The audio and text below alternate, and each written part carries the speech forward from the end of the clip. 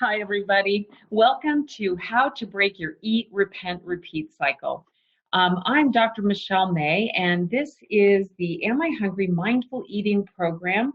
And we're doing it in a webinar format today, and I'm just doing an introduction. We are going to start by thinking about someone you know who manages their eating effortlessly. So this is a strange place for some of us to start because I know a lot of you have done a lot of dieting. And so a lot of times when you start a new program, it's all about, well, what can I eat and when am I supposed to eat and what's bad, what's good? Give me the list, give me the instructions. But at Am I Hungry, we like to start in a completely different place. So I'd like you in your chat window to describe someone you know who manages their eating effortlessly. So somebody that you know, just in the chat window, keep it brief so that we can get to a few of these. Maybe who it is, your father, your partner, your child, and maybe just one or two things that you've noticed about them. And be thinking about this. What have you noticed about people who don't seem to struggle with food at all? All right, so let's see. My daughter, she's 9. My sister, she eats when she's hungry. My 97-year-old friend. My sister, she makes no effort. Tanya says, I can't think of anyone. Nikki, who keeps healthy snacks in her drawer at work. My husband doesn't eat when he's not hungry. Oh, don't you hate that? Nancy eats when she's hungry and eats whatever. Well, excellent. So what you're describing here is really an important issue because these are people who generally, and if I could get my screen to wake up here for me so it'll go forward, these are people who generally manage their eating effortlessly. The classic example of a person who eats instinctively as a child. And in fact, we are all born with the instinctive ability to eat this way, almost without exception. Now, there are some notable exceptions, but they're very rare medical diagnoses. The rest of us, we know how to do this completely instinctively. So we got lots of responses, and I hope you'll continue to think about these people who manage their eating effortlessly. But let's see if we can just summarize some of the characteristics about them. So people who eat instinctively typically eat effortlessly. They eat when they're hungry. In other words, they know when their body needs fuel. They also stop when they're satisfied. So these are people who will leave perfectly good food on their plate. They tend to eat whatever they want, and a couple of you mentioned that. And they tend to live an active lifestyle. They may or may not exercise, however, but they tend to be generally pretty active. So for me, I noticed this pattern in my husband and in my children. While I was not eating like this at all, I was thinking about food all the time. I was overeating. Then I would go on a diet. I mean, I had completely become disconnected from my ability to eat instinctively. So in thinking about this pattern and noticing what they were doing so naturally, I developed something that I call the mindful eating cycle. This mindful eating cycle is a very simple model that allows us to notice patterns in our eating, allows us to put some structure to the decision making that we have around food. So I'm going to introduce the mindful eating cycle to you today, and I hope that it helps you recognize your own patterns and maybe the patterns of people that you know. So we're going to start by first just taking a quick look at the mindful eating cycle. And don't worry that you need to memorize this because believe me, we'll go through it many times over the course of these workshops. So the first decision point in the mindful eating cycle is why. Why do I eat? The second decision point is when. When do I feel like eating? Or when do I want to eat? The third decision is what do I eat? Fourth, how do I eat? In other words, how does the food that I choose get into my body? The fifth decision point is how much do I eat? In other words, when do I decide I've had enough? And then the last decision point is where. Where do I invest the energy that I've consumed? Now, that's not where you eat in your house. That would be part of how you eat. Like, are you sitting on your couch? Are you eating in your car? Are you in your office or at a table? Where is where you invest the energy that you've consumed. Okay, so that's pretty simple. Why, when, what, how much, and where. Now, let's see if we can apply this mindful eating cycle to somebody who eats instinctively. Now, in the instinctive eating cycle, this is a person that we talked about a moment ago who manages their eating effortlessly. Now, what I want you to think about for a moment, I'll come back to the chat window to see what you say. Why do they eat? What is the primary driver of their cycle? Let me come back over to chat and see what comes up for you. Yes. All right. Excellent. So lots of you are typing in here hunger. They eat primarily because their body needs fuel, right? So for them, the primary driver of eating is their own fuel gauge, their own need for energy so they can function, right? So if they're eating because they need fuel, then when do they feel like eating? Exactly. When they get hungry. Now, just to be clear, do they sometimes eat when they're not hungry? Of course. Of course they do. It's part of normal eating to sometimes eat because they want to enjoy everybody, or they want to participate, or they want to taste something special, or they want to keep grandma off their back. That's part of normal eating. But their primary driver for eating is their need for fuel, so they typically eat when they're hungry. Next decision point. What do they eat? What do they eat? Go ahead and type in here. What do they eat? What she likes, anything and everything, whatever they want, whatever they crave, everything, anything, but usually in small amounts, right? I mean, this is so interesting. And this was fascinating to me about this, because when I was yo-yo dieting, I was always obsessing about what I was putting in my mouth, whether I should eat it or shouldn't eat it, or was bad, or whether it was good. But what I noticed about my husband and my children is they ate whatever they wanted and they didn't feel guilty about it. And sometimes they would turn down cookies or pizza because they just weren't hungry. And that really baffled me. I didn't understand how they were able to do that because it was so difficult for me. And I wonder if it's difficult for you. So somebody said here, and I'm just going to take this question real quick. Can someone who doesn't eat a certain food, like a vegetarian, can be an instinctive eater? Yes, absolutely. You can eat instinctively and still choose specific types of foods. Just because my book set is named Eat What You Love, Love What You Eat, doesn't mean you have to eat what I love. You can choose what you love and how you're going to include those foods. So that's a great question and something we'll dig into more later. All right, so they eat whatever they want. Now, how do they eat?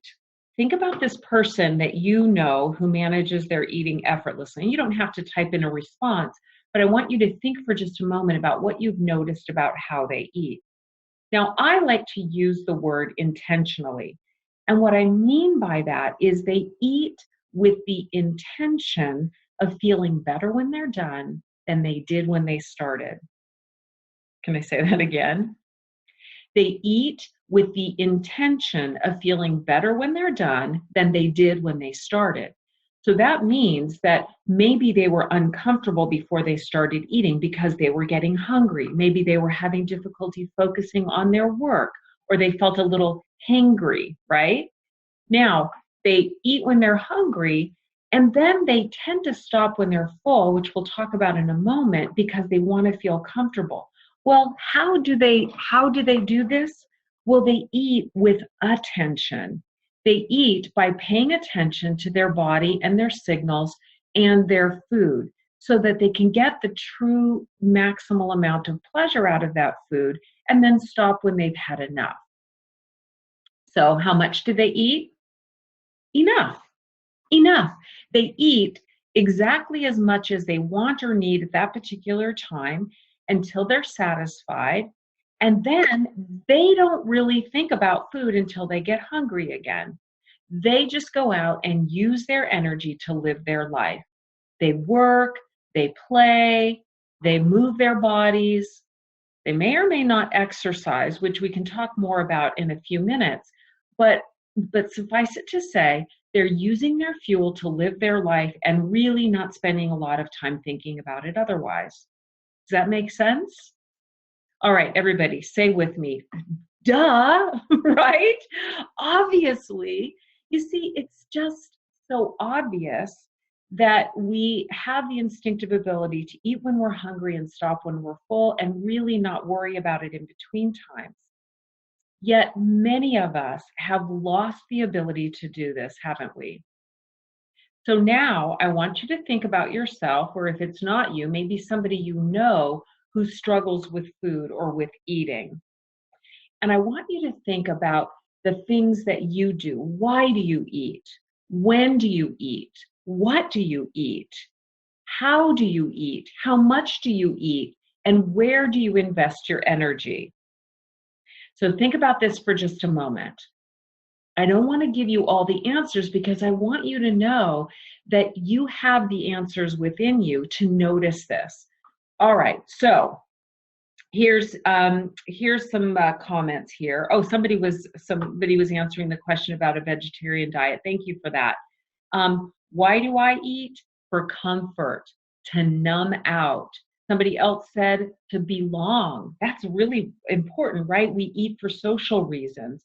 Somebody added, I eat in front of the TV. I eat mindlessly. Thank you, Paul. I'm sure lots of people can identify that. What else? What else have you noticed? Diane says, I eat when I have pain or when I'm bored. Jessie says, I have a hard time stopping because food tastes so good. Patricia says, I read while I'm eating. Lori says, I eat when I'm bored. I bet a lot of you can relate to that. Catherine says, I eat when I feel stressed, overwhelmed, or lonely. Molly says, I eat when I'm anxious. Lori, I'm wondering if intuitive eaters or people who eat intuitively really pay attention to their food. Maybe they just don't use food for emotional hungers. I think that's a really good point, Lori. You know, I'm giving you some general patterns with instinctive eating and overeating and in a moment restrictive eating, but that doesn't mean that everybody follows these patterns perfectly. In fact, all we're doing is just trying to build a little structure around these patterns so we can recognize them in ourselves. We're not really trying to make rules about what instinctive eating has to be like. So great question. I'm seeing celebration. I'm seeing eating to fill something that's missing in your life, eating because somebody else is eating. That's a common thing. Eating when I feel disorganized. Eating, thinking about the next thing to eat before I've even finished the current meal, right? Okay, so let's put some structure around this, as I promised you. So in overeating, we are primarily eating due to these external and emotional triggers. As a result, we tend to be food focused, thinking and talking about food all the time, right? We tend to eat to excess. In other words, we eat more than our body needs because we're not eating just for our body's needs, if that makes sense to you. We may view exercise as punishment for eating. And this is really important because when I was practicing medicine still, I'm retired from that now, but when I was still seeing patients, I often had people who said, oh, but Dr. May, I hate to exercise. No wonder people say they hate to exercise. If you're using exercise to burn calories or punish yourself because you ate something that was bad, of course you're going to have a negative association with exercise. All right, so let's look at the mindful eating cycle again, and let's apply it to overeating. So in overeating, the primary cycle driver when we're in an overeating cycle, now let me say that you may not always be in an overeating cycle. There may be times when you're eating instinctively. But when you're overeating, the primary cycle is being driven by triggers. So what are some of the triggers that drive you to eat? Well, you guys mentioned tons of them. So for example, You might eat while you're watching TV or while you're bored or while you're celebrating or because you're out to dinner, or maybe you eat when you're distracted or trying to distract yourself from work or stress. And I want you to pay attention to the image on the lower right. So this image of weighing yourself is to remind me to talk about the very powerful emotional trigger of restriction and weight-related thoughts about food. Because many people don't realize it, but those develop into emotional triggers that can drive your overeating cycle. And that was certainly the trap that I was in. I did so much yo-yo dieting, not realizing that dieting itself had become part of the vicious overeating cycle for me. Let's see what else I missed. Somebody said, oh, Roxanne said, I eat for rebellion. Yes, right? That kind of gets back to that issue of eating when we're on a diet, or maybe because somebody else said we shouldn't, or comments about our food, for example. Moto says, I eat to procrastinate. Yeah, we kind of want to put things off, and so we choose eating instead. Stress, stress, stress. Diane says, is it ever possible to eat mindfully while watching TV? Diane, that's getting a little bit deeper than we're going to have time to go into today, but let me give you the short answer, and it is yes. But what we need to do is kind of what our computer does when it's doing multiple things at the same time. It has to switch programs repeatedly. So it'll focus on one program, maybe the word program, and then a message pops up. Well, similarly, if you're going to try to eat while you're watching TV, you have to consciously say, stop watching TV, now eat food. Stop watching TV, now eat food. Because otherwise, you're going to unconsciously eat and not really notice what you consumed. That's so interesting. Yeah, I think it's interesting too. All right, we will dig in more later about how to break that connection between watching TV and eating, because it's just a habit. All right, so if you're eating because you're sad, mad, glad, stressed, or bored, when do you feel like eating? When do you feel like eating? All the time, right? All the time. You see, we live in an abundant food environment. So if we want to eat whenever we see food, we're going to feel like eating when we see commercials or billboards or see somebody else eating or food on the counter, or of course we want to eat all the time. Now, if we're eating because of emotional reasons, well, naturally we're experiencing emotions all the time as well. So when we're eating due to external and emotional triggers, we feel like eating all the time. Now, I see a couple of you have mentioned some trigger times, some high risk times. And again, we won't have time to go into these today, but I see here eating in the evening because I'm alone, 3 p.m. to 5 p.m. That mid-afternoon energy slump is a huge time for overeating for lots of people. Okay, now, if you're eating because you're sad, mad, glad, stressed, or bored, what do you feel like eating? What do you feel like eating? Go ahead and type it in the window. Let's hear a couple of these. Bread. Yep. Sweets and salami. That's an interesting sweet and salty contrast. Chocolate, French fries, sugar, sweets, bread, wine, cookies, something sweet, sometimes crunchy, not salad, sweet, sweet, sweets, crackers and cheese and pasta, chips, comfort food, chips, cheese, cakes, donuts, foods that make me feel good. Greasy is best, ice cream, cereal, sweets or salty, comfort food. Are you starting to see a pattern here? Yes? Isn't it interesting that the foods we eat when we're eating for all of these other reasons often have nothing to do with nourishing our body, but meeting some other need, some other craving? And isn't it interesting that a lot of these foods are the foods that have landed on the forbidden food list through all of our dieting? Look at this. I'm seeing so many commonalities here in your shares. Okay, so here's what we need to understand. Why you're eating will determine what you feel like eating. So ultimately, stress leads to cravings for candy or chips or whatever your favorite food is when you feel like you're overwhelmed or need a break. So, how do you consume this food when you're overeating? Tell me just quickly, how do you eat when you're in this overeating cycle? How does the food get into your body? Fast, uh, eating until you're uncomfortable, nonstop, gobbling.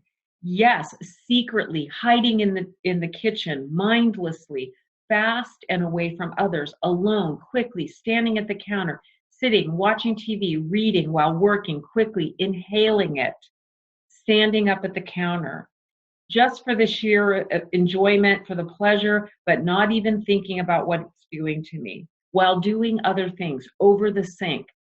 Isn't that true? So when we're eating in an overeating cycle, we tend to eat while we're distracted, we tend to eat in a hurry, and we tend to eat secretly. You're not alone about this. These are patterns that I recognized in myself and that I've seen in the thousands of people that we've worked with since I developed this program.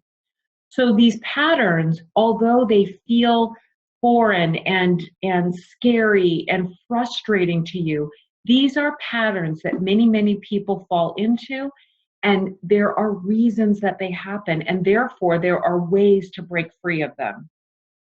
All right, now, next question.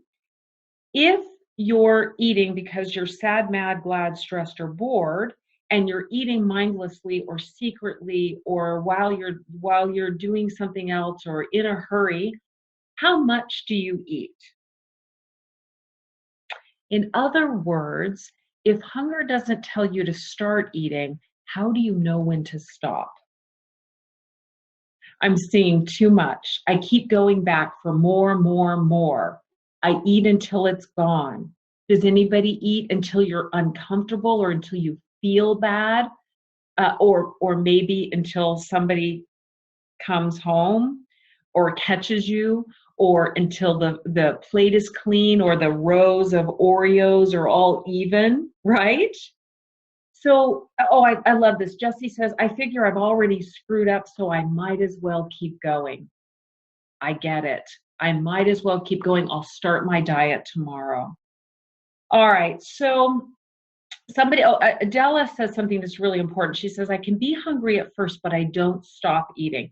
That's really important to notice, because overeating doesn't mean that you're not hungry when you start. Overeating might happen because you don't stop when you're satisfied. So overeating can be either end of the spectrum, maybe eating when you're not hungry or not stopping when you're full. So thanks for bringing that up. That's really important. Um, all right. So where does the energy go? What does your body do with the food that it didn't ask for? Of course, we feel tired, we store that fuel, we feel lethargic, maybe frustrated, mad at ourselves. So ultimately, overeating doesn't leave us feeling energetic and ready to do the next thing. It causes us to feel guilty and full and miserable and uncomfortable. Laura says, if I plan to exercise, then I don't feel like doing it, right? So this is how we get into this vicious cycle. Now, here's something else I want to mention here, and that is that when we're overeating for all of these reasons, we're not actually taking care of our true needs.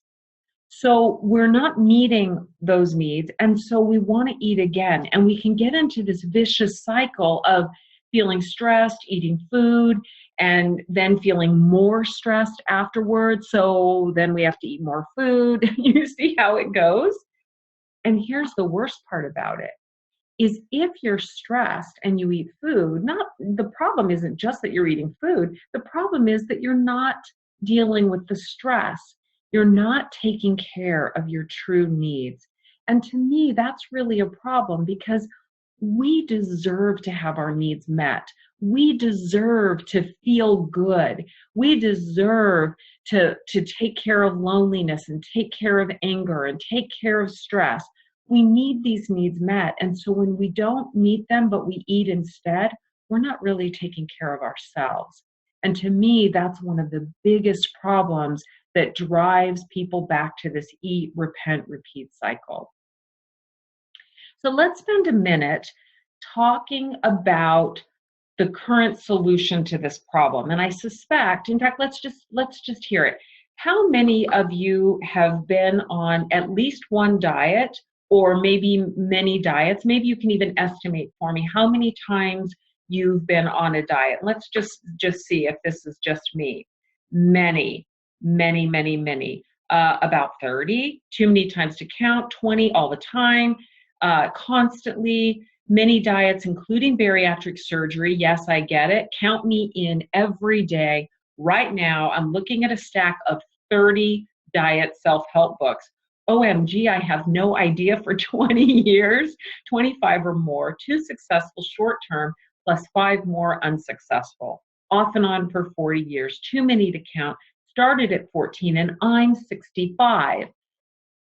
Oh, I feel you. I feel you. This was me. I did this from the age of 12 all the way into my 30s before I finally figured out what I'm teaching you here today. So here's the thing. Describe someone you know who manages their eating by dieting. Okay, I want you to think now of someone you know who manages their eating with restriction. And I want you to think about why they eat, when they eat, what they eat, how they eat, how much they eat, and where are they investing their energy. And I'm seeing a few things here already. Scott says his wife does this. Laura says she feels obsessive, unhappy, okay for a while, then it fails, short-tempered, grumpy, sorry, girlfriends, disciplined, focused, rigid, but not long-term. And isn't that the problem, right? It's not that diets don't work. The subtitle of my very, very first book was why diets don't work. And here's the thing, diets do work. I was wrong about that. Of course they work, but they only work temporarily. And that's the problem. We have to go back on them again and again and again because we don't actually get to the root of the problem. So let's look at the patterns here of restrictive eating. Now I want to use the word restrictive eating here because it may not be just dieting to lose weight that gets people stuck in this pattern. This pattern can occur because somebody's trying to manage diabetes, or maybe they've had bariatric surgery and they're on a very restricted meal plan, or maybe they're trying to eat in some healthful way and then develop restrictive thinking about it that ends up driving them back to dieting kind of behaviors. Earlier, somebody asked about whether a vegetarian diet could be instinctive. It absolutely can be instinctive unless you make a bunch of rules about it and feel guilty about certain things, then it turns into restriction. So let's look a little bit more at what restriction is like.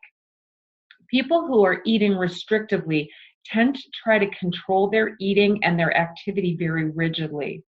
So they tend to be preoccupied with food and oftentimes their weight, though not always. They tend to see food as good or bad. Can you relate to that? Like, that's a bad food, this is a good food, I'm allowed to eat this, I'm not allowed to eat that. Does that make sense?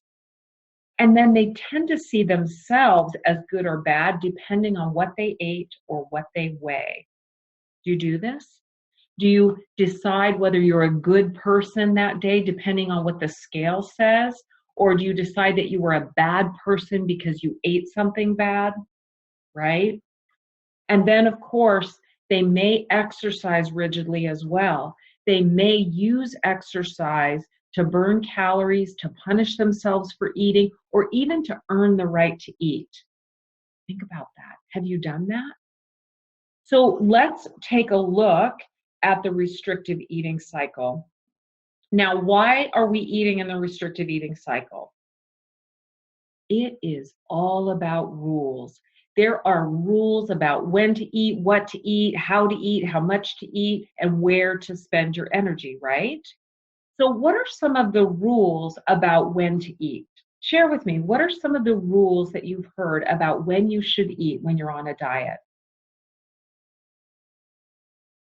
I'll give you just a second. No eating after 9 p.m. Or I've even heard that, oh, here's not even after 7 p.m.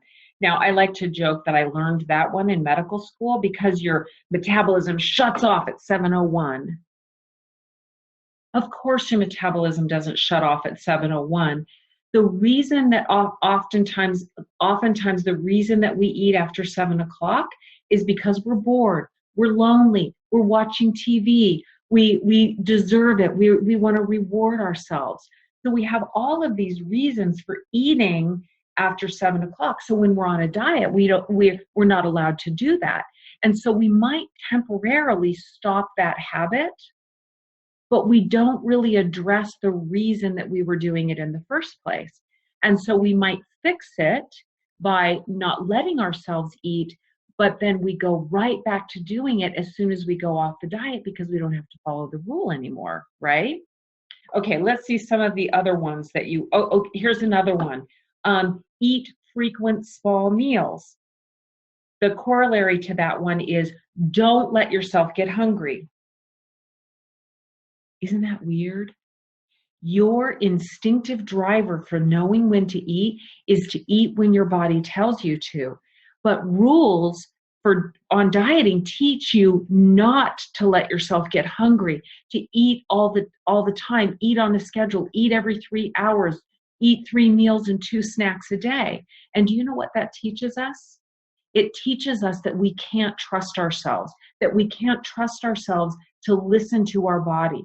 And I want to tell you that that's wrong. You can relearn how to listen to your body and use your instinctive signals of hunger and satiety to guide your eating. I promise you, this is what I've been teaching for almost 18 years. Somebody else mentioned here earlier eating breakfast, because breakfast is the most important meal of the day. And it is. Unless you've been eating all night, and then it's not that important, right? I mean, we have to recognize, why aren't we hungry in the morning if you're not hungry in the morning? Why do we get fearful about eating breakfast? Have you ever said, oh, if I eat breakfast, then I'm hungry all day? Or if I eat breakfast, once I start eating, I can't stop, right? So we unlearn our ability to manage our eating. All right, moving along. Now, what do we eat? Well, of course, this is where we pick up all these rules about good and bad foods. And I've seen some comments already here about not eating carbs or low fat. I don't know how many of you are my age. I'm 54. Man, I lived through that low fat craze like many of the rest of us.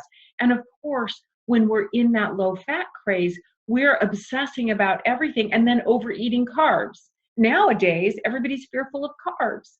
It's just crazy. So here's the thing. If you live long enough, the rules seem to change constantly. And we get confused. We don't know what we're supposed to do. And of course, needless to say, that many of the foods that we really love or think we love aren't even allowed on the plan. And so we don't let ourselves eat them until we do, and then we overeat them. I don't know how many of you can relate to that, but that was my pattern for 20 plus years. All right, now, how do we eat when I just skipped right by that. How do we eat when we're on a diet? Well, I say rigidly. And what I mean by that is we're weighing, measuring, counting, writing it down, plugging it into an app, keeping track, turning eating into a math problem, right? And so it absorbs so much of our time and energy that it really becomes unsustainable, because who can do that for very long? Now, how much do you eat on a diet? Oops, I went backwards. How much do you eat on a diet? Well, as much as they tell you to. And sometimes it just doesn't feel like enough. Although on some diets, it feels like you're eating all the time. Maybe just not what you want to be eating, but it feels like you constantly have to eat to follow the rules. And then, of course, where are you spending all of your energy? Thinking about food. Thinking about food just as much as when you were on the diet, except now you're thinking about not eating food, or what you're going to eat at your next meal, or what you're going to eat when you go off this stupid diet, right?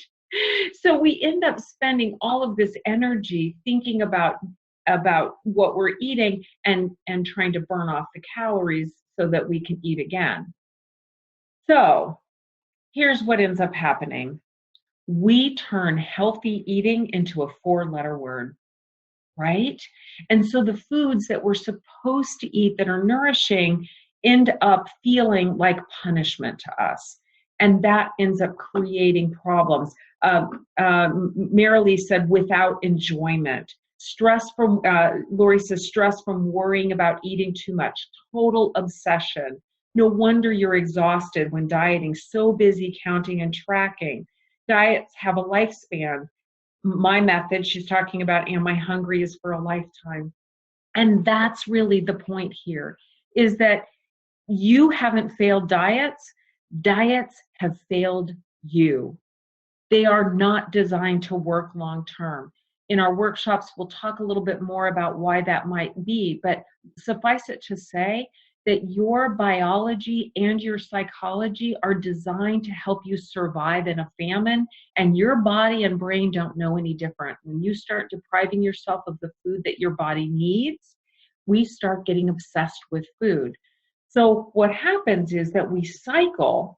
First of all, when we're in an overeating cycle, we feel out of control. We're wishing that we could stop. We wish we could control ourselves. We eat that third donut, that second helping, that third helping, and we feel so frustrated with ourselves. So then we go on a diet where we feel like we're back in control. And so we're weighing and measuring and counting and controlling everything, right? Control your diet. We've all heard that over and over again. But this is what I call the eat, repent, repeat cycle. Yo-yo dieting, right? When you're in control, you're wound up tight, holding on, trying to manage everything. And how long can you do that? And then pretty soon you let it go and it rolls back down to the end and you're out of control again. And then you're getting ready for a cruise or a wedding, and so you roll back in and get under control, and then you're on the cruise and you let it all go again. And so we're up and down and up and down, and we can't seem to get a handle on it. Of course not, because here's the problem. A yo-yo doesn't stop in the middle. You're always going back and forth to one extreme or the other. That's the eat, repent, repeat cycle.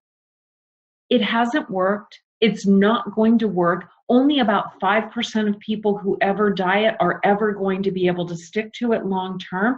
And some of them will tell you that it occupies so much of their time and energy that that's the main thing that they worry about all the time.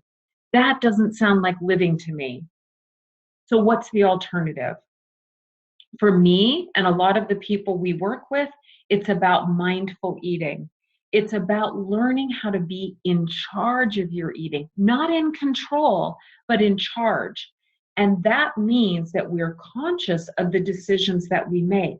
We're conscious of the desire to eat because we're stressed or bored or because the food looks good or tastes good. And then we make decisions based on what we're aware of. It's not about saying I can't eat cake. It's about understanding, okay, am I even hungry? What's happening in my body? And then if we choose to eat the cake, eating the cake in a way that's truly satisfying. That's what being in charge is all about. Now, I'm not saying that it's easy. It's simple, but I recognize that it's not easy. But it is something that you can learn how to do. How do I know? Because I learned how to do this. I spent 20 plus years with yo-yo dieting and then figured out how to do this so that I learned how to eat what I love and love what I eat and not obsess about food all the time. So this is simply about changing the paradigm completely, letting go of the whole yo-yo idea, and think of a pendulum instead. So instead of going up and down between the extremes, think about a pendulum. So you see how a pendulum swings back and forth and back and forth? So at one extreme of a pendulum might be under eating or restrictive eating, and at the other end of the pendulum is overeating, right? But in between, there's a balance, right? There's a balance where we're eating according to our body's needs. We're sometimes eating things that are pretty healthy, maybe sometimes not so much. Again, I want you to think about the person you thought of who eats instinctively. They eat what they love, but they eat it according to their body's cues, and they don't feel guilty about it. They don't diet and restrict and deprive themselves. They don't punish themselves with exercise. They use their energy. And so what happens is they have this smaller arc in the middle. You can learn how to do this by learning how to be in charge again, by mindfully noticing what's happening in your body and making choices that fit for you. I'm going to take a pause here because I see some good questions here. Patricia says, isn't a food that's unhealthy a bad food? No, Patricia, there's very few foods that will kill you with one dose, right? So for most people, what happens is when we make foods bad and deprive and restrict ourselves of them, we want them even more. We crave them even more. We put them up on a pedestal, so we think about them and we say we're not going to eat them. We tell ourselves we're not going to eat them. We need to be healthy. We shouldn't eat it. And then finally one day we give in, and then we can't stop because we set off this whole pattern, this eat, repent, repeat cycle where I shouldn't be eating this. I'm a bad person. I might as well eat all of it because I'm going to go back on my diet tomorrow, right? Can you relate to this? Have you done this? And so making foods bad actually drives the overeating cycle. So ultimately, if we can learn how to eat in a balanced way, it doesn't have to be like that anymore. All right, so I see a question. How long did it take me, I assume, to learn how to do this? I wrote an article. If you search on amihungry.com for the article is called How Long Does It Take to Learn to Eat Mindfully? I think that's what it's called, something like that. If you search in the little search window, you'll come up with that article. All right. How do we have people make healthy choices without labeling food good or bad for you? Well, that's exactly what we teach. Let me do a quick time check because we've been going about 45 minutes here. So I know that we have a lot more to cover, so I can't get to all of these questions. They're so good. I just absolutely love it. Let's see here. When I start, I can't stop, right? I mean, I get this. Let me see what else here. Other questions. Through your workshops, will we learn how to eat mindfully and stay in charge? Do you share tools for this? Absolutely. That's the thing, is that the idea of mindful eating sounds really simple. And so sometimes people will think, okay, I'm just going to ask myself if I'm hungry. I'll just only eat when I'm hungry. I'm sorry, it's more complicated than that. I want to tell you it's easy. It's simple, but it's not necessarily easy because we have a lot of deeply embedded habits that we need to break. So the process of learning how to break out of this cycle just takes new awareness, new skills. We've got to replace those old habits with new habits. And that's really what Am I Hungry workshops and webinars are all about. All right, so let's keep going here, and then I'm going to try to come back. I've saved some time to answer lots of your questions. In fact, I have printed out some of them that you posted on my website. I got some email questions. I've seen some questions come up here, and I want to get to as many as I can. So here's the thing. If that was your last diet, what are you going to do? Well, here's how mindful eating helps. When you are mindless, you face triggers. And I'm going to use an example here of eating because you're at the movies, right? So when you go to the movies, what do you want to eat? Popcorn, of course. In other words, we react to these environmental or emotional triggers by wanting or eating certain foods, in this case, popcorn. But here's the thing. When we are mindless, our brain is not making conscious decisions. What we're doing instead is reacting. We are reacting out the past because when we are mindless, when we're not in our minds, when we are not mindful and aware of what's happening, we have no choice but to react out the past, right? Now, here's what mindfulness does. It doesn't mean don't go to the movies, don't go to the party, don't have certain foods in your house. It means that when you notice that there's a trigger, when you notice that you feel like eating, you pause instead. You say, I'm at the movies. I feel like eating. What's going on here? Am I even hungry? Why do I want to eat popcorn? And here's what happens is that when we are aware, we actually can respond to the situation instead of reacting mindlessly. We, in other words, have response ability, the ability to choose how we're going to act. That's what allows us to be in charge instead of feeling like we're going back and forth from in control to out of control to in control, the yo-yo pattern, right? So what really happens in the process of learning mindful eating and all the strategies and tools that I want to share with you is that we are literally rewiring our brain. Literally rewiring our brain. Because here's the thing. When you have repeated patterns over and over and over again, you've created habits that you have hardwired into your brain. Those habits will continue even if they're hurting you or causing you pain. I've seen so many of you share things here on our forum today about the habits that you've gotten into, the patterns that you've gotten into that have created pain for you. Even though you recognize those habits, you haven't been able to change them. So here's the question. How has your eat, repent, repeat cycle harmed you? What has it done to create pain for you? Let's share a few of these because I want to know if we're kind of on the same page here. Somebody asked a question, how do I remember to pause? That's a great question because that's a new habit that we have to develop. So we'll talk more about that during our webinar. Somebody said depression. Somebody says yo-yoing and unhappy has caused a weight issue, can't reach weight loss goals, regret and shame, pushed forgiveness to the theater of the absurd. That's such an interesting comment. I really want to learn more about that, Marguerite. Guilt, shame, developed anxiety, has an unhealthy view about food, sadness, hating myself, shame, hiding my eating, awkward, nothing changes, same negative feelings and actions, missing out on other things because of obsession, feeling like a bad person since I can't manage this. And the irony of that, Mary Lee, is many people are successful in lots of different areas of their lives, except in their relationship with food. And it causes so much pain for them, and they don't know why they keep going back. Angry, eating disorder, hating my reflection, intensifies negative emotions. So here's the challenge.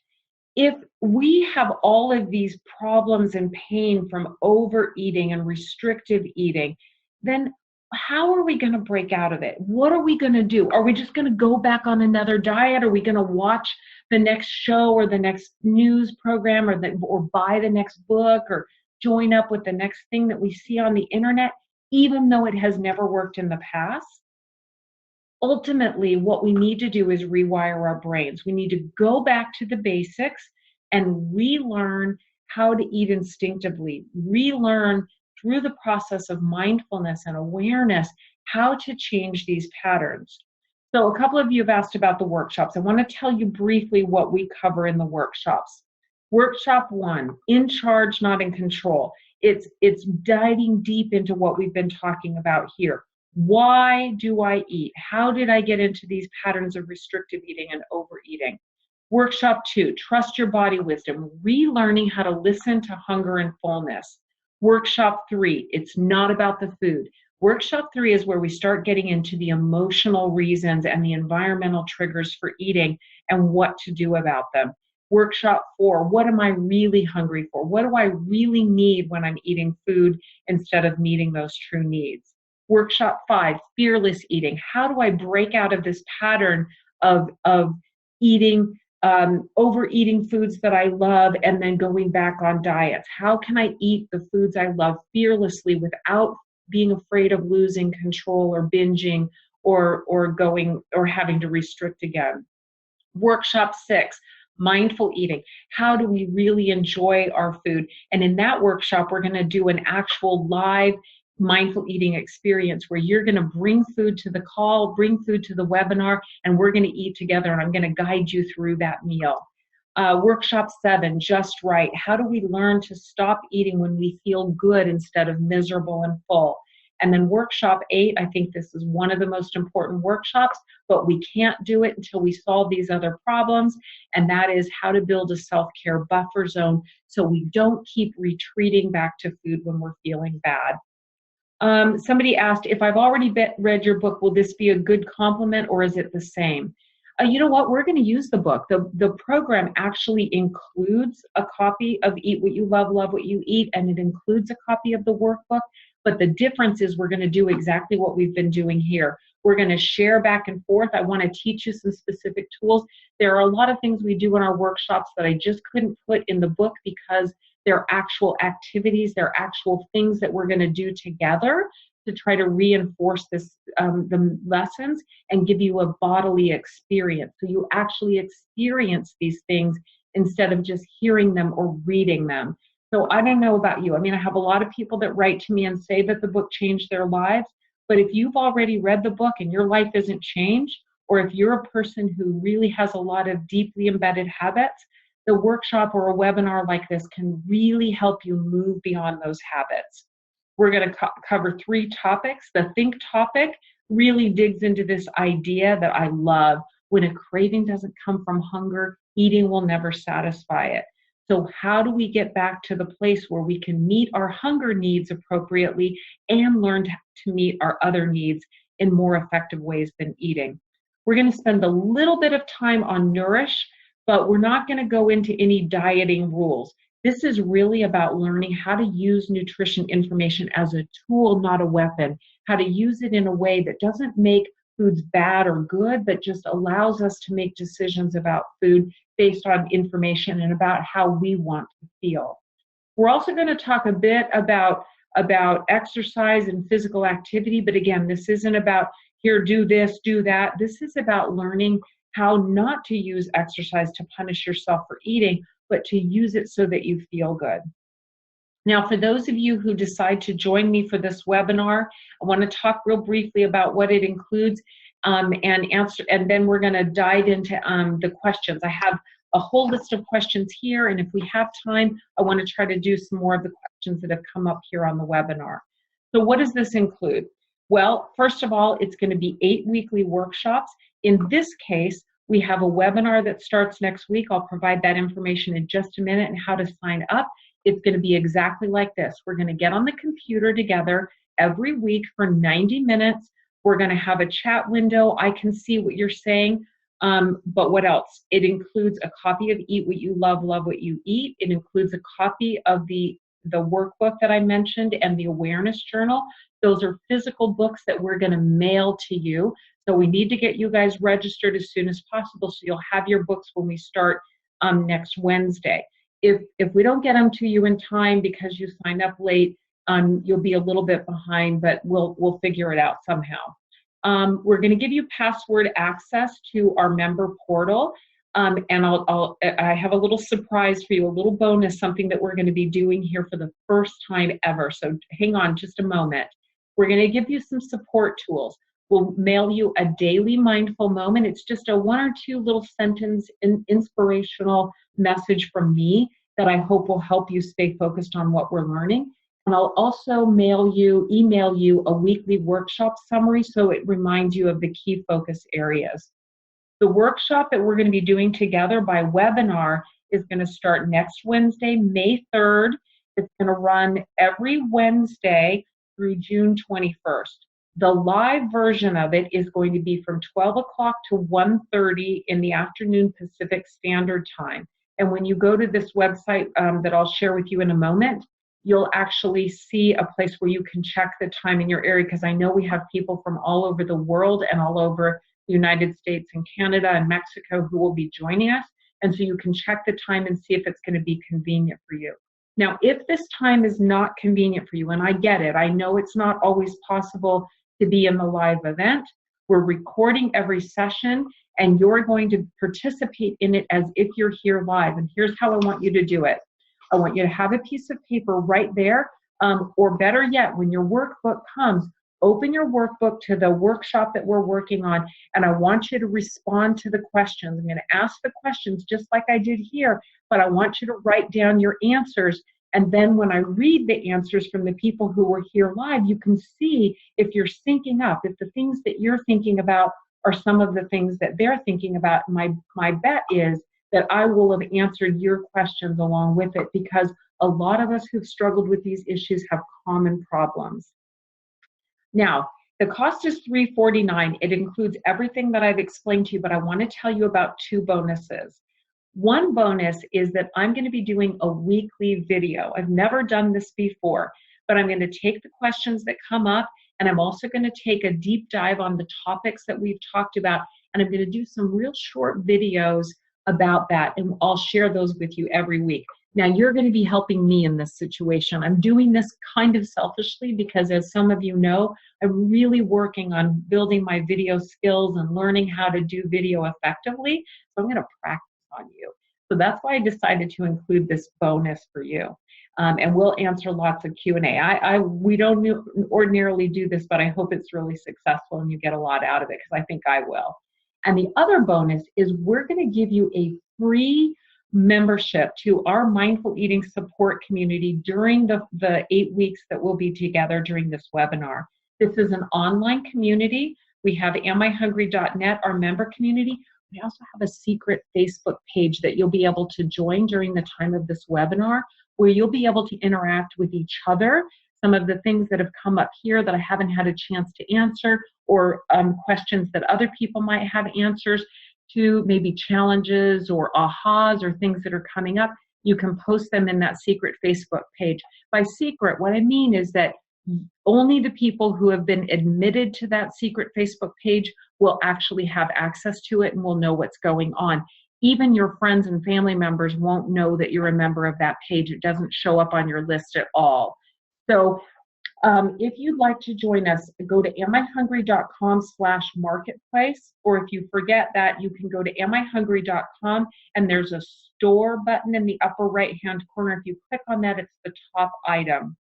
So you can register right there. Now, let me get back to some of the questions here.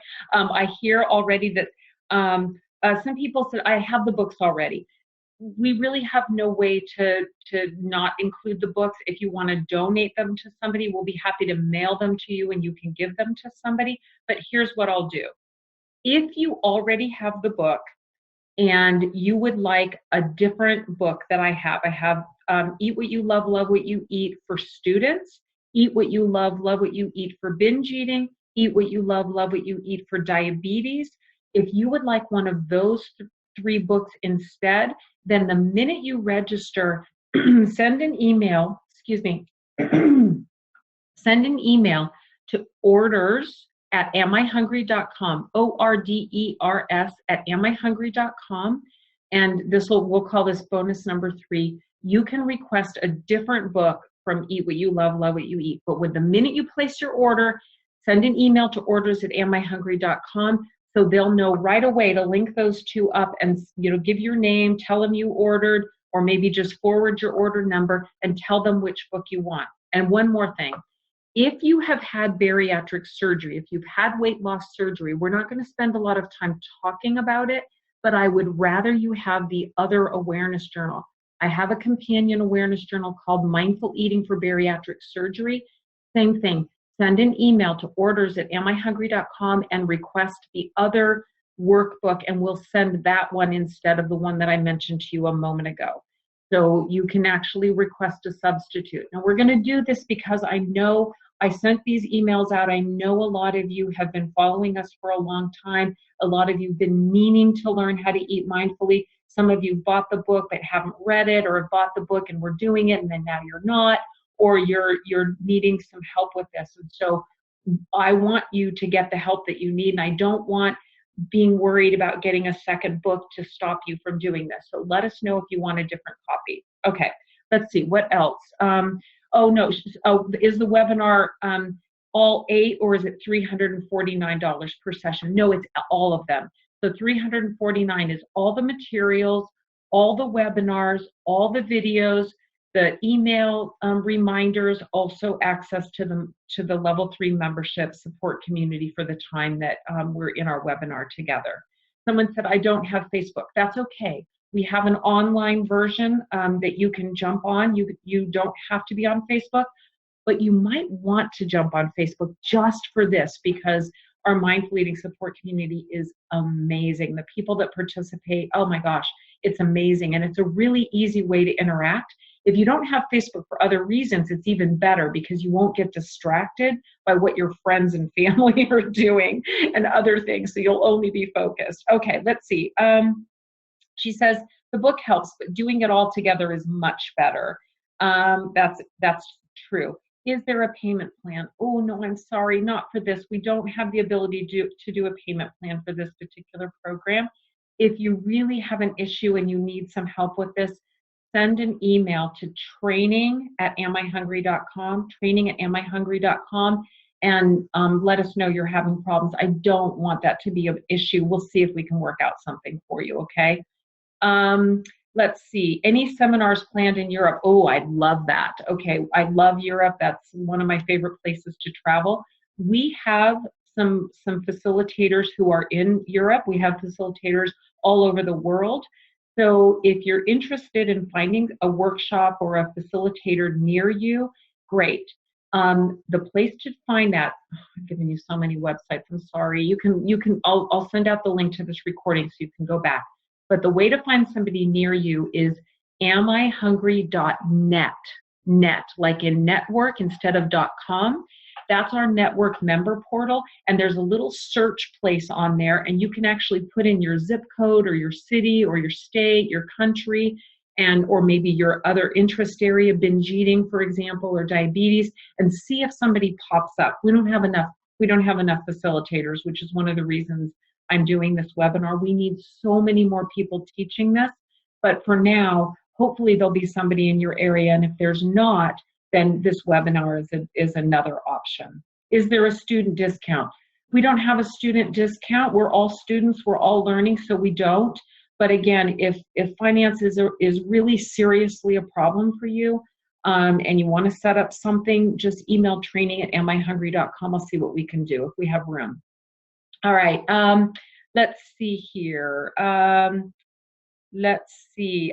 She says, I'm sure they're all good, but I'd like to see you. I'd love to see you too, Barbara. And I do love to speak. So if any of you are part of an organization or a company or an association where they bring speakers in, I would love to come and talk at your meeting. So keep that in mind. You can, it's easy to find us on the internet, and we'd be happy to talk to you about what would be involved. All right, I'm looking here. Is this program webinar series something we can use in private practice for your clients? I'm not totally sure I understand your question, Carrie, so let me take a stab at it. We train health and wellness professionals to offer this workshop. So the introductory session and the 8 sessions that I'll be doing, plus our other programs for diabetes, binge eating, bariatric surgery, students, a new one coming for athletes, a new one coming for yoga. Those are all programs that we train people in. When you go to amihungry.com, there's an area right in the middle that says mindful eating for health and wellness professionals, and that's where you'll find the training information. This is absolutely something that we want to train you to do, okay? Let me see. Gosh, let me take a minute here. I promised that I would answer some questions here that got posted, and I see it's a little bit dim in this room. Let's see, Peggy writes that she's already registered for the webinar series that starts next week. Yay, Peggy, I look forward to working with you. And she says one of the issues she wants to work on is that she chooses to continue to eat just because it tastes good. I really get that. My husband is a professional chef, and I love to eat. I really, truly love food. So this was something that I kept telling myself, oh, but it tastes so good, I can't stop eating. But what I've realized now is that there is a little invisible line that I cross that turns a wonderful, yummy eating experience into misery. And I don't care how good the food is. If I feel miserable for several hours afterward, that's not what I want. So I'll teach you some skills, Peggy, during the webinar series that will help you stop eating. And let me just plant a little idea. When you are eating food past the point of fullness and you think it's still tasting good, my guess is you're probably eating a memory. You remember how good it tasted and you want it to taste that good, but it's not going to taste that good again until you're hungry again. So ultimately, we'll be working on this issue of how to break out of this pattern of overeating just because food tastes good. Kind of a scarcity question. In fact, that was a question that Sandra asked. She said, same thing, she asked about overeating because it tastes good. She also says overeating because it's regional or a seasonal item or it's not readily available. And I just want to say that that's a scarcity mindset. We get into this thought process where I'll never get this food again. And that's almost never true. We're almost always going to have food available to us again. If it tastes good, great. Save some of it for lunch tomorrow, and then you get to eat it again in 24 hours when you're hungry again. If there's something you really, really want to eat and you're not hungry, you can still eat it. We'll talk about that in workshop 3. When you're not hungry, you have 3 options. The first option is to go ahead and eat anyway. We'll talk more about the other options. Let's see. AN says, how can one overcome cravings when you're at work, bored, chained to your desk, and it's only midday? Munching on a snack is the most interesting option, right? I mean, I get that. Like, here's the problem. I think a lot of us have created a really small life where our most interesting option is food, where it's the most entertaining, the most fun that we have. Sometimes it's our only source of pleasure. And here's the problem. The solution to breaking free of this whole pattern is to build a great big life. That's why we're going to talk about building a self-care buffer zone, and we're going to talk about how to understand what your true needs are and how to meet those needs instead. Now, in this case, the need might be boredom. I mean, not the need, but the emotion might be boredom. Well, if the emotion that you're experiencing is boredom, well, what is the real need that you're having? Maybe pleasure, maybe entertainment. Maybe there's something that you can do at your desk that will give you that little bit of boost or that little bit of pleasure, something that you can do to entertain yourself. I had an engineer who did one of my workshops years ago, and she said that she keeps Legos on her desk. And so when she's feeling bored, she just sits and builds something, creates something. I mean, it's kind of a crazy idea, but she's using her hands. So it's an eating incompatible activity. She's using her brain, she's entertaining herself, and it only takes a few minutes. It's right there at her desk, and she wasn't putting food in her mouth instead.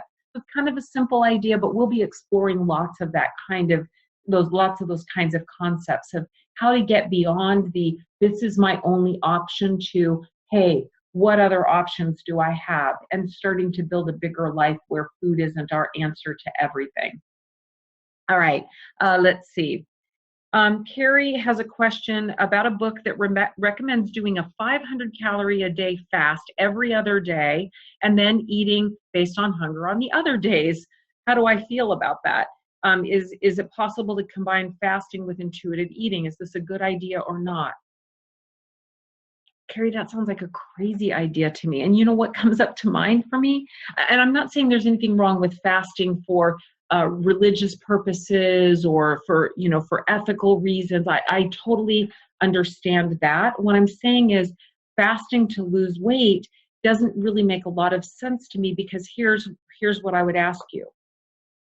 Would you make your child or your pet fast? Would you put your child or your pet on a fast every other day? I hope not. But let's just pretend you would. If you did, what do you think would happen? What would happen to them? Oh yeah, they might lose weight, but wouldn't they be obsessed with food? Wouldn't they be cranky on the fasting days? Wouldn't they be thinking about the non-fasting days? And on the non-fasting days, wouldn't it be difficult to only eat when they're hungry? Wouldn't they be likely to start overeating because they know the fast is coming? That just does not seem like a good idea to me. I hope that helps you. And Carrie, you also posted another question, and you said that you have, I can't find the question, every diet book, you buy diet book after diet book, but then have trouble sticking to it. Well, there's nothing wrong with you, Carrie. I know you feel like that's a crazy thing to do. There's nothing wrong with you. We've been convinced that there's some diet out there that's going to fix it. The answer is not out there. The answer is in here. No diet book is going to teach you how to find what's going on in here. That's a process of discovery. Mindfulness, the mindful eating process that I want to share with you, is a process of unfolding and discovering.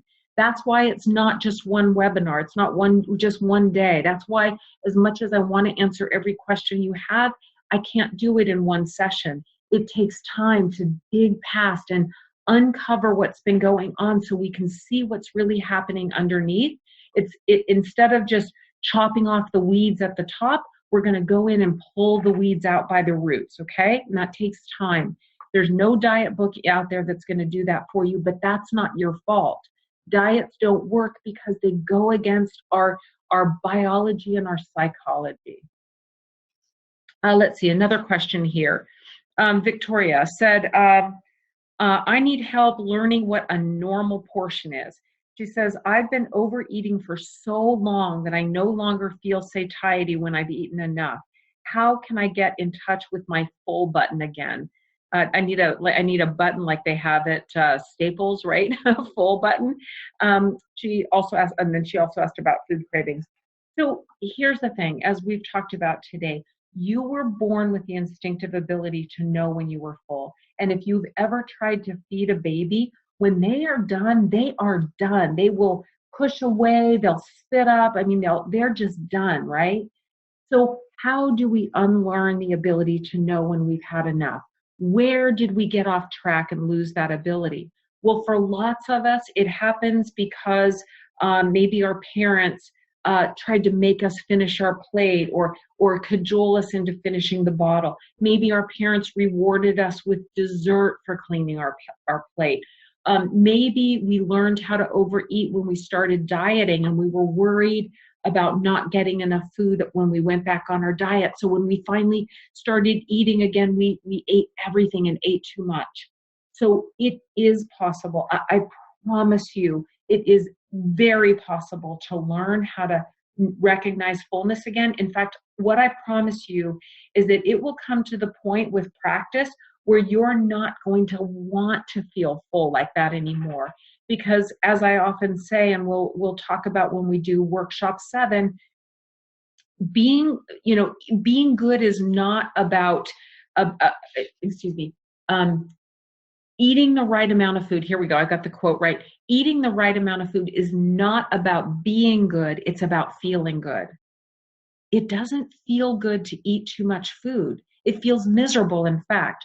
So eating the right amount of food is about stopping when you actually feel great and energetic and ready to do more. So we'll work on that. I promise you we'll work on that. Let's see. Dawn says, my question is, how does a person like me, how does a person like me who's lost a lot of weight, 180 plus pounds, and kept most of it off for almost 10 years through measuring, counting calories, and lots of exercise, now stop the eat, repent, repeat cycle?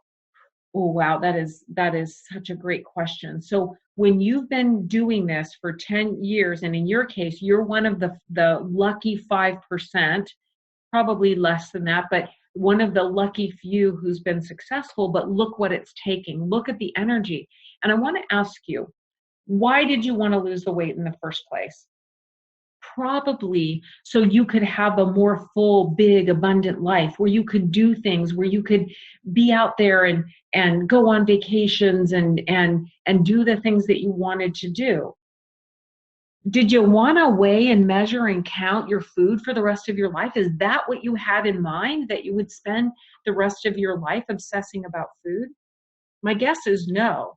So is it possible to learn now, after all these years, whether you're Dawn, and have lost weight and kept it off, or whether you're one of those who's done this dieting thing over and over and over again? Is it possible to learn how to use hunger and fullness to guide your eating, and to start to find a way of managing your eating without going back into restriction again? The answer to that is unequivocally yes. It is absolutely possible to do this. And so the question is, are you ready? I mean, is this the right time for you? Because it's not the right time for everybody. I've said it a couple of times and I'm going to say it again. This is a very simple concept, but it's not easy. I'm not going to give you a bunch of rules to follow. I'm not going to tell you what to do. I'm going to show you how to discover what your body needs and how to listen to that, and how to learn how to eat the foods that you love without overeating, without feeling guilty, and without binging. Now, that reminds me, a question went by earlier that I wanted to get back to. Somebody asked about whether the webinar that we're going to be starting next week would be appropriate for binge eating. Oh, that's a hard question to answer. Binge eating is an eating disorder. If you have true binge eating disorder, it's an eating disorder. And I am a big believer in choosing all the resources available to you to deal with that. So a therapist, getting a team of people to help you with dealing with the underlying causes of binge eating. Having said that, if you don't have an Am I Hungry Mindful Eating for Binge Eating program in your area, you have two choices. So again, we have mindful eating for binge eating programs in several different areas. We don't have nearly enough therapists and dietitians doing this work. So go to amihungry.net and search binge eating and see if you can find somebody in your area. But if you cannot, you have two things you could do. One is you could find a therapist in your area and go to therapy and do this webinar, or do this webinar and then start therapy, and see what you can do by putting those things together. And as I said, I'll substitute the Mindful Eating for Binge Eating book if you want, okay? The second option is I have a Mindful Eating for Binge Eating retreat that's coming up in September that's going to be in the Chicago area, so you could join me for that. That seems like a long way off. So if I were you, I would go ahead and look for somebody in your area who's doing our Am I Hungry Mindful Eating for Binge Eating program. I would consider doing this webinar and finding a therapist. I would, at the very minimum, find a therapist and work with the Eat What You Love, Love What You Eat for Binge Eating book, and then maybe join me for the retreat in September. We'll have therapists there to work with you as well. Okay. So if that wasn't enough of an answer to your question, feel free to post a comment, and I'll try to address that again. When we're all done here, we'll send out an email with a page where you can post questions that I maybe didn't get to that are separate from what we'll be covering in the webinar. Okay, let me see here. I feel like I have a lot of things that I've missed. 13 new messages. Oh yeah, I have missed a lot. Okay. My sister eats and exercises restrictively all the time. She is successful. Now I'm putting the air quotes around that, because is that success? And here's what Adela says. I don't think she enjoys life. I wasn't enjoying life when I was weighing, measuring, and counting and obsessing about exercise. That was a prison for me. And that's why I couldn't stay in it. I couldn't do that anymore. So good for you for recognizing that may not be the answer. Joyce says, will the recordings be available beyond the 8 weeks in case you can't watch them all during that week? I think what I'll do is I'll make each recording available for 2 weeks, so that in case you can't get to it right away, it'll give you 2 weeks. So that means that you'll have an extra 2 weeks at the end to watch them. Now, what I'm not going to do is make the recording available for, recording number 1 available for 10 full weeks, because what I find happens with that is that when you have access to the recordings for that whole time, you tend to keep putting it off. I'm going to get around to it. I'm going to get around to it. That's not going to serve you. The best way that you can do this program is to do your best to stay up, give you a little bit of grace, because we're going to have vacations, we're going to have things that come up, work, all that kind of thing. Do the best you can. Give yourself a 2-week time period to catch up if you get behind, but then try to stay up with us, because in the support community, we're going to be talking about stuff that you might not have even seen yet. So we want to try to stick with it. Another question. Let's see, what is this question?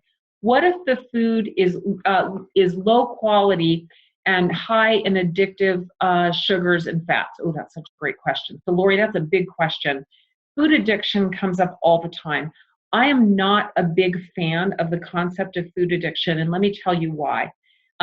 I don't mean that maybe we don't feel addicted to certain foods. In fact, I think when I described to you the eat, repent, repeat cycle, where you're going on and off dieting and overeating and binge eating and then restriction and then you overeat the food, I think a lot of what we're doing that feels like addiction is really depriving and restricting, and then overeating when we finally let ourselves have it. And then we overeat, and then we say, see, I must have been addicted to it. I shouldn't eat it. We go back to depriving and restricting, and then binging again. So I don't like the idea that this is addiction, because what's the treatment for addiction in most cases? Abstinence. Can you really abstain from food? No, it's not even really possible to abstain from sugar.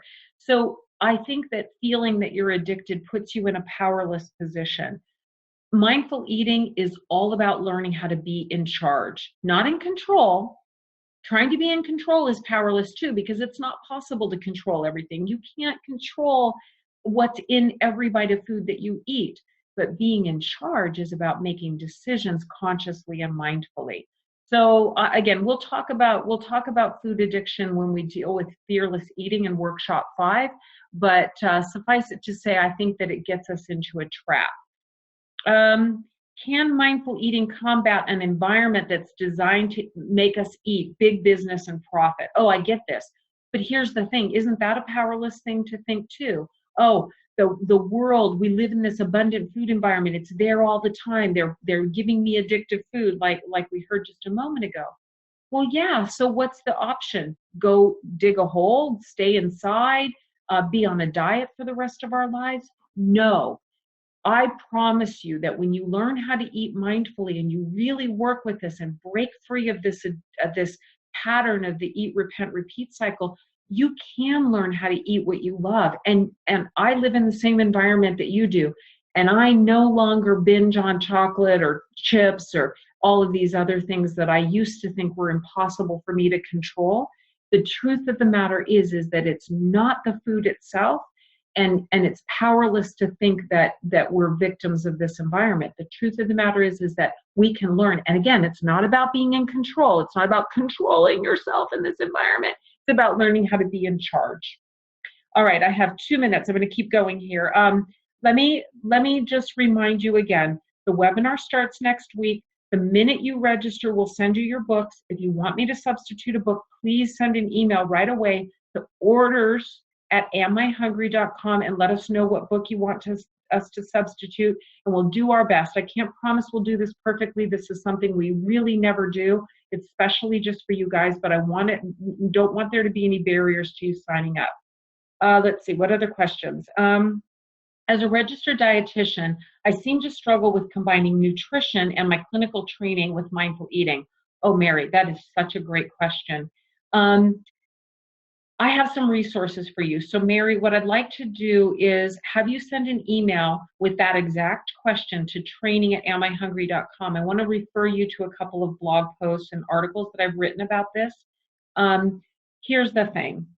Nutrition, as I said before, is a tool, not a weapon. And when you, as a dietitian, recognize that when we treat food as good and bad, and when we see our clients or our patients doing that, we know we're headed down a path that's not sustainable. So I would first work with people to recognize why they're eating, and don't worry so much about what they're eating. Help them address the issues that are driving the eating and the overeating in the first place. Because the first priority is always, always, always to heal our relationship with food. That's what this webinar is all about. We want to first heal our relationship with food. Once we've healed our relationship with food, then we can start focusing and working on what kinds of foods we eat. Because honestly, although I can eat chips and chocolate whenever I want, I don't want to all the time anymore. Once I broke free of that pattern, my relationship with food is now good, and I can eat them in, let's say, one of the things I like to say is when guilt is no longer a factor, common sense will prevail. All right, I see that it's 1:31. I've taken up a lot of your time. I just want to express my gratitude for the hundreds of people who registered for this free webinar. I hope you got great value, even if the webinar is not, the 8-week webinar isn't for you. I hope that just by spending an hour and a half with me and listening to the questions that people had and the answers that I could share with you, I hope it brought great value to you. If it did, will you post something down here in the bottom? Let me know that you got something out of this. And as this is happening, I want to answer Patricia's question because she might have been one of the questions that I didn't get to earlier. She asked, can I eat mindfully and manage my cholesterol? Absolutely. In workshop 5, I'll teach you 3 questions to ask yourself when you feel like eating. The second question is, what do I need? What does my body need? And in your case, if you have high cholesterol, maybe what your body needs is maybe what you need to be is more conscious about what you're eating. Now, I'm going to tell you that the newer nutrition information is showing us that a lot of what we thought about high cholesterol is that for many people, it's as much hereditary as it is dietary. And so what we want to try to do is correct anything that we can fix with our diet and then see where we're at. But here's the thing, Patricia, if what you're doing is not something that you can continue to do for the rest of your life, then you're going to end up in a yo-yo pattern. So we've got to find a way for you to manage your cholesterol the best you can, but also sustain what you're doing, because otherwise, what's the point? You can't go high cholesterol, low cholesterol. Do you see the yo-yo? High cholesterol, low cholesterol. Diabetes is the same way. I'm managing my diabetes. I'm not managing my diabetes. My diabetes is in control. It's out of control. That doesn't do us any good. We got to get into a pattern like a pendulum where we're in charge of managing and taking care of ourselves. All right, let me see. What comments did we get here? This was a good reminder for me of where I am getting less mindful. Yes, this was helpful. I've heard it before, but repetition is good. Overeating, eating a memory, that was great. It was wonderful. I'm going to take the workshop. Excellent. Thank you. Great supplement for the books. Valuable insights. I got a lot out of this session. I'm going to register right after we hang up. I will tell you, people, we are not going to be able to allow hundreds of people into the webinar. We allowed that here because I knew not everybody that signed up was really going to be ready to do the webinar. I do want to tell you that that's going to be a much smaller group. So if you're really thinking about registering, please don't put it off, because we're going to have to close registration so that I can manage the number of people and so that we have maximal interaction and the ability to help you as best we can on a personal level. I guess I should have said that earlier. Let's see. What else here? What else am I seeing? Phenomenal seminar. Thank you. I appreciate that. This is the work that I do because I love it. And I love, love, love helping people break out of their eat, repent, repeat cycle. It has changed my life. And the ability to do work that helps you in that way is just one of my greatest joys. So thank you very much for saying that. Yes, we have to do it now. Okay. Let's see. Did I miss anything else? Let me see. Oh, 7 new messages. encouraging to see you accept the challenge of technology. I'm inspired. Accept the challenge of technology. Thank you. It's something we have to do, right? We've got to get over this technological hurdle, because look, a webinar allows us to get together, to create a community all over the world. I gotta get over it. We've got to use video. Oh, you have the protocol from your coaching community. Great. I'm so glad. I'm glad you're enjoying that. Consider doing our coaching training, our mindful eating coaching training. It's really amazing. I'm just loving what people are telling us about it. Let's see. Thanks for acknowledging my concerns personally. You're welcome, Mary Lee. I know there were a lot of people here, and I didn't get to everything, but I hope that we got to as much as we could. Mary Lee said, I love the idea of eating a memory. Can I put that on my utensils? Maybe tie a little tag on there. Just give me credit for the quote, okay, Mary Lee? Just joking. All right, everybody. So much enjoyed working with you today. Really, really appreciate you investing your time with me. I know that your time is one of your most valuable resources, and so it means a lot. Bye, everybody.